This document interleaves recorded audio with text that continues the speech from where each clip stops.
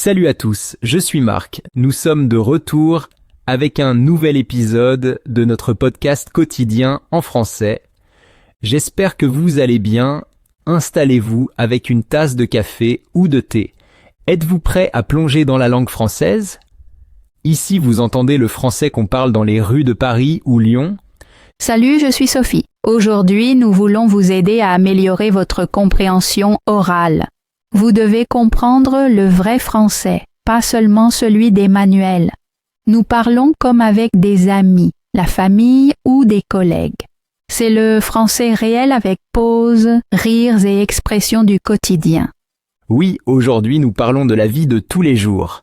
Nous racontons comment nous passons nos journées. Nous parlons de travail, famille, amis et loisirs. Ce sont des sujets qui touchent tout le monde. Oui, nous parlons de petit déjeuner, travail, hobby et week-end. Peut-être découvrez-vous aussi quelque chose typiquement française. Notre podcast est pour les apprenants de niveau débutant à intermédiaire. Les avancés peuvent aussi écouter.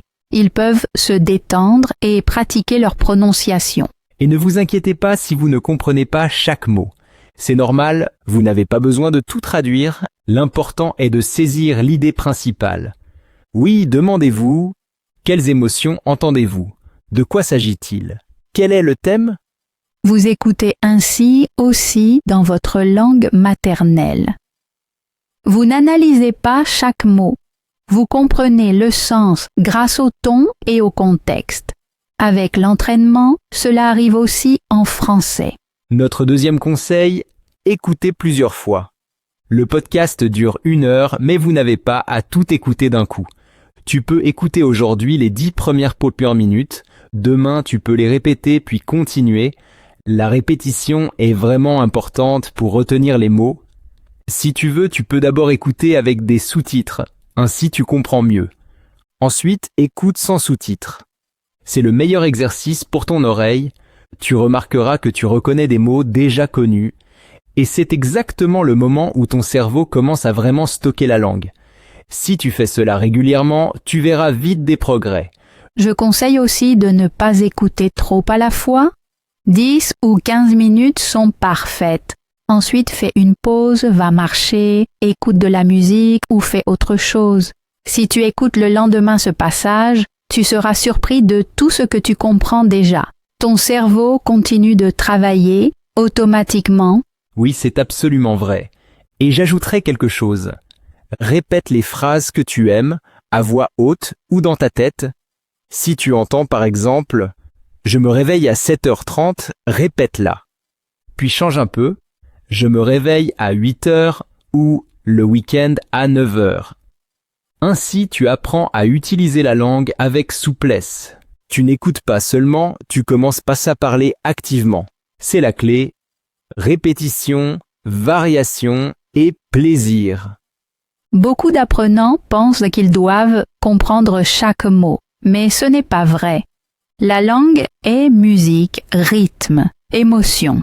Si tu te détends et écoutes simplement, tu apprends beaucoup plus. Imagine que tu écoutes ta chanson préférée. Tu ne comprends pas chaque mot, mais tu peux chanter le refrain, non? Avec une langue, c'est pareil. Exactement. Et il est tout à fait normal de ne pas tout comprendre au début. Si tu comprends aujourd'hui 50%, c'est super. Demain ce sera 60, après-demain 70. Avec le temps, tu verras que tu comprends presque tout sans effort. C'est comme le sport. Les progrès n'apparaissent pas chaque jour, mais après quelques semaines, on devient plus fort. Alors, détends-toi, écoute simplement et amuse-toi. Souris quand tu entends quelque chose de drôle et ne t'en fais pas si tu ne comprends pas. La compréhension vient avec le temps, vraiment. Bien, commençons notre thème. Aujourd'hui, nous parlons de notre journée typique, du réveil à la fin de la matinée.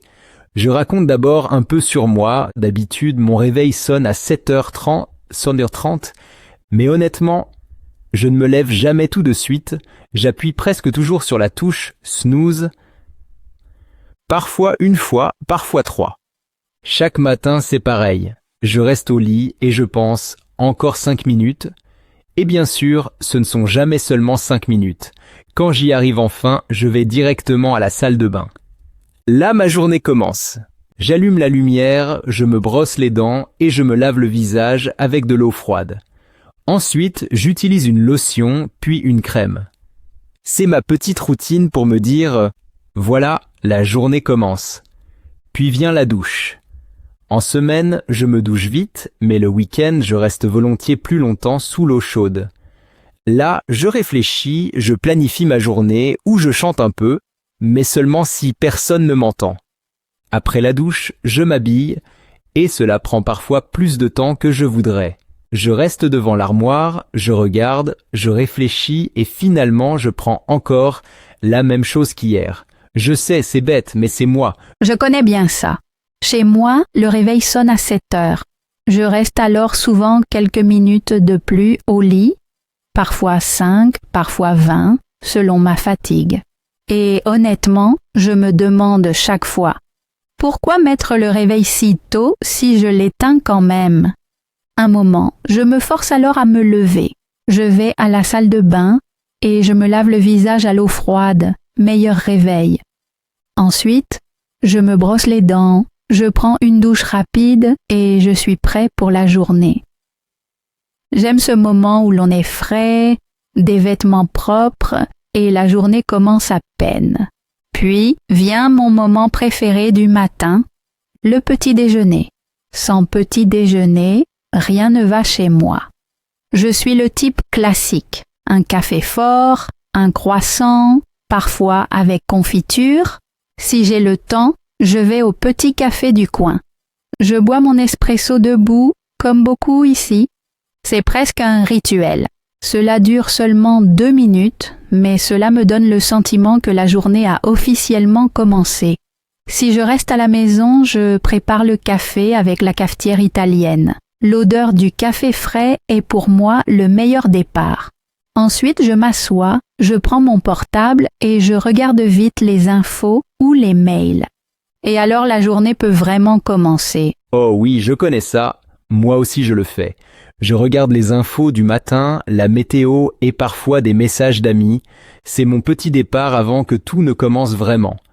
Je sais, on dit de ne pas utiliser le portable le matin, mais pour moi c'est un rituel. Je bois mon café, je lis les gros titres et je vérifie vite si quelqu'un a écrit. C'est comme un moment de transition entre sommeil et jour, entre calme et travail. Pourtant, je remarque parfois que ça me fait du bien de laisser simplement le téléphone, surtout le week-end. Alors je prends mon petit déjeuner, j'écoute de la musique ou le silence et je bois mon thé. Pas de nouvelles, pas de mails, pas de stress, c'est si rare mais si précieux. Après 2 minutes, je crains d'avoir raté quelque chose, mais si je résiste, je me sens calme. Ma tête est plus claire, je pense à des choses simples. La météo ou mes plans du jour.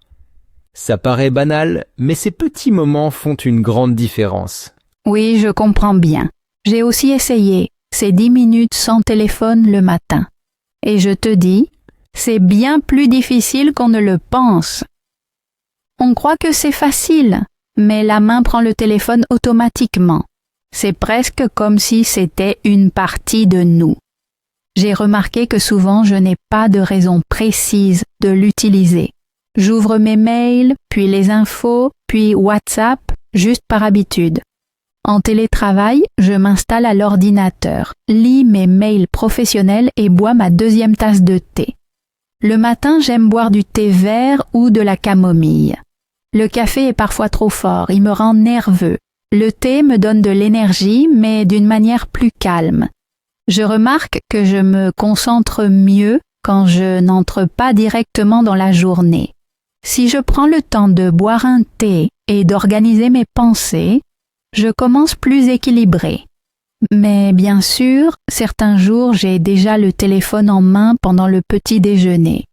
Je me dis, je regarde juste vite. Et soudain, 1 demi-heure est passée. Je n'ai rien appris de nouveau, rien lu d'important, mais le temps a disparu. C'est comme un petit piège. C'est pourquoi j'essaie parfois de faire une journée sans digital. Pas de téléphone pendant les repas, pas de réseau, Pas de vérification constante. Au début, ça paraît étrange, presque comme un sevrage. Mais à la fin de la journée, je suis plus détendue. J'ai l'impression d'être plus dans la vraie vie. Ça semble vraiment bien. Je crois que je devrais essayer aussi. Peut-être que je commence demain, enfin, après avoir fini ce podcast. Mais sérieusement, c'est une belle idée. Vivre la journée plus consciemment, sans tomber dans le tourbillon digital. Quand j'ai terminé ma petite routine du matin, je me prépare à sortir, je prends mon portefeuille, mes clés, je vérifie si mon ordinateur est chargé, et c'est parti. Je vais le plus souvent à vélo, parfois en métro. J'habite au centre-ville, donc je n'ai pas besoin de voiture, et franchement, je n'en veux pas. La circulation ici est terrible. À vélo, je vais plus vite, et j'aime sentir l'air frais et voir la ville se réveiller. Je trouve que c'est le plus beau moment du matin. On voit des détails qu'on manquerait en voiture, un café neuf, un arbre fleuri, un chat au soleil, et parfois les meilleures idées me viennent à vélo. Je pense à un projet ou à une conversation d'hier, et soudain je trouve une solution. Le mouvement m'aide à penser. Je connais ça. Je vais souvent à pied ou je prends le métro, mais le principe est le même. Quand je suis en route, j'écoute souvent des podcasts français ou de la musique. Parfois, je prends aussi des notes sur le téléphone, idées de cours, rappels ou pensées qui viennent spontanément. J'aime ce moment entre la maison et le travail. C'est comme une préparation mentale. Beaucoup pensent que le télétravail est parfait. Pas de transport, pas de stress. Mais je trouve que le trajet a quelque chose d'important. C'est une frontière entre privé et professionnel. Quand je vais au bureau, je laisse tout à la maison. Quand je travaille chez moi, je passe du lit au bureau, c'est parfois trop proche. On n'est alors jamais vraiment loin du travail. C'est pourquoi quand je suis en télétravail, je me crée de petits rituels. Je m'habille comme pour le bureau, je fais parfois une courte marche ou je me prépare un café. Cela m'aide à changer d'esprit. Et franchement, ça marche. On se sent tout de suite plus structuré. Vêtements, mouvements, routine, ce sont de petites choses, mais elles changent beaucoup. Oui, tout à fait. Quand j'enseigne en ligne, je fais pareil, je porte des vêtements normaux, même si personne ne me voit. Ce n'est pas pour l'apparence, mais pour le ressenti. Quand on a l'air prêt, on se sent prêt. Cela fait une grande différence. Maintenant que nous sommes prêts, parlons de la partie suivante de la journée, le travail. Très confortable, mais il faut sûrement de la concentration. Il faut parler lentement, répéter et rester clair. Je pense que ce n'est pas si simple. J'ai moi-même déjà vécu combien c'est difficile quand on est enseigné dans une langue étrangère. On comprend un mot, puis pas l'autre, et on perd vite le fil. Là, il est important que le professeur reste calme et montre de la patience. Et franchement, Marc, on dirait que tu fais cela très bien. Tes élèves ont sûrement de la chance.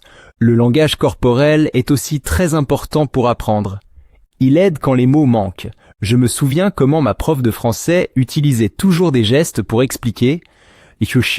Cela m'a énormément aidé. Dis-moi, quels élèves as-tu en fait? Sont-ils tous au même niveau ou très différents? Très différents. Certains sont de vrais débutants, d'autres peuvent déjà parler assez bien. Certains apprennent le français pour le travail, d'autres pour vivre en France, et quelques-uns par intérêt ou amour. Un de mes élèves apprenait le français parce qu'il était tombé amoureux d'une femme de Nantes. Ils sont maintenant réellement mariés. J'étais même à leur mariage, c'était un sentiment génial. La langue peut vraiment unir les gens. Je suis devenu professeur parce que je travaillais trop seul comme traducteur. Les cours me donnent de l'énergie. C'est un beau sentiment quand, après quelques mois, un élève forme des phrases complètes et sourit. J'essaie de montrer à mes élèves que les erreurs sont quelque chose de positif. Sans erreur, on ne peut pas apprendre.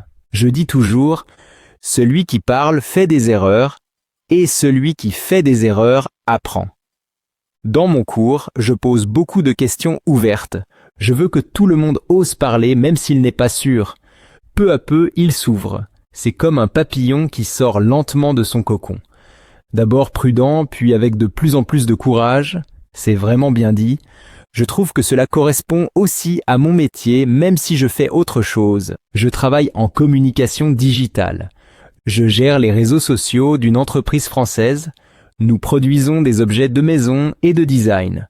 Mon poste est un mélange de créativité, stratégie et un peu de psychologie. J'écris des textes, planifie des photos, choisis des vidéos et observe ce qui marche sur Internet. Il faut comprendre ce que les gens aiment quand ils sont en ligne et comment capter leur attention. Par exemple, une publication à 8 heures du matin fonctionne très différemment d'une le soir. J'analyse les chiffres et je planifie les posts à l'avance. J'utilise des programmes qui montrent quand nos abonnés sont actifs. Cela aide beaucoup. Beaucoup pensent que je suis simplement sur mon téléphone, mais ce n'est pas vrai. Je travaille beaucoup avec des données, des tableaux et des plans. Parfois ma journée est colorée. J'écris post, discute avec l'équipe design, réponds aux commentaires et planifie des campagnes. Quand une publication reçoit beaucoup de « j'aime », je suis heureux. Cela montre que j'ai trouvé le bon ton. Mais c'est aussi fatigant. Il faut toujours être créatif, présent, aimable. Pourtant, j'adore, car j'apprends quelque chose de nouveau chaque jour. Et parfois, je reçois des messages drôles comme « super produit » ou « puis-je l'acheter ?» Ces petites choses font plaisir. Ton travail semble vraiment passionnant. Je pense qu'il faut beaucoup d'organisation, mais aussi du cœur. Cela me rappelle mes cours. Préparation, patience et plaisir sont le plus important. Je trouve que ces métiers se ressemblent, on travaille avec gens, on communique et on aide à comprendre. Je travaille généralement 2 jours en télétravail et 3 jours à l'école, c'est un bon mélange. À la maison, j'ai du calme et je peux me concentrer, mais en classe, j'ai l'énergie des élèves, les rires, les discussions, cela manque parfois en télétravail. Oui, je le comprends. Moi aussi, j'ai les deux. 2 jours à la maison, 3 au bureau. À la maison, je suis plus concentré, personne ne dérange et j'avance bien. Je peux faire du thé pendant la pause ou aller un instant dans le jardin. Mais parfois, je me sens seul. L'échange avec les collègues manque, la petite discussion à la cuisine ou le rire partagé. Au bureau, c'est plus vivant, on parle, on partage des idées, on travaille ensemble. Mais bien sûr, c'est aussi plus bruyant, il y a beaucoup de réunions et parfois on n'avance pas. Le mélange est parfait, je remarque cependant qu'il est plus difficile de mettre des limites en télétravail. Je me dis souvent, je travaille seulement jusqu'à 6 heures. Et soudain, il est 18h30. Il n'y a pas de vraie fin. Au bureau, je ferme la porte et je pars. À la maison, le travail est toujours là. C'est pourquoi j'essaie d'avoir de petits rituels, éteindre vraiment l'ordinateur, faire une promenade, écouter de la musique. Alors je peux lâcher prise, c'est très intelligent, je fais pareil. Quand j'ai terminé, je fais un tour à pied. C'est mon signe, travail terminé, et parfois j'écoute de la musique, jazz, rock ou les vieux vinyles de mon père. Le son chaud m'aide à déconnecter. Après le travail, j'essaie de me concentrer sur des choses simples. Cuisiner, voir des amis, regarder des séries. J'ai vu récemment une série française sur une famille du Sud, calme, mais très belle. J'aime aussi regarder des séries, mais avec sous-titres français. Ainsi, j'apprends en même temps. Et j'aime cuisiner, cela me détend. Couper des légumes, remuer la sauce, c'est pour moi comme une méditation. J'aime les plats internationaux, mais aussi les choses simples. Le week-end, je vais au marché, j'achète des ingrédients frais et je mange avec ma famille. C'est notre petite tradition. Cela me rappelle ce qui est important. Bonne nourriture, temps partagé, rire. Les amis sont aussi très importants pour moi. Je pense que quelques vrais amis valent plus que beaucoup de connaissances. Avec eux, on peut simplement être soi-même. On n'a pas besoin de jouer un rôle. Et la famille, oui, c'est le cœur de la vie. J'habite encore chez mes parents. Il y a des avantages, mais je suis reconnaissante de leur proximité. Je vis seul, cela a aussi de bons côtés. Calme, liberté, mais parfois il manque la chaleur. Et oui, l'amour, le grand sujet. Aujourd'hui, beaucoup se rencontrent par des applis. Je trouve que ce n'est pas grave tant qu'on reste honnête. L'amour arrive souvent quand on l'attend le moins, et au final, chacun cherche quelqu'un avec qui il se sent chez soi. Tu l'as bien dit. Et à propos de foyer, les voyages en font aussi partie. J'aime la France. Chaque région est différente. Chacune a son accent, sa cuisine, son rythme. J'aime la Bretagne avec vent et mer. Toi, peut-être la Provence avec soleil et village. Cette diversité rend le pays si spécial. Et au final, tout est beau si l'on est avec les bonnes personnes. Je suis d'accord avec toi. Et c'est pareil pour l'apprentissage du français. Ce n'est pas important d'être parfait. L'important est d'avoir du plaisir et de continuer. Chaque minute d'écoute fait avancer. Exact. Écoutez, répétez et soyez patient. La langue grandit lentement mais sûrement. Et un jour, on se rend compte qu'on comprend sans traduction. Oui, merci d'avoir été avec nous aujourd'hui. À bientôt et beaucoup de plaisir pour apprendre le français. Salut Marc. Salut Sophie.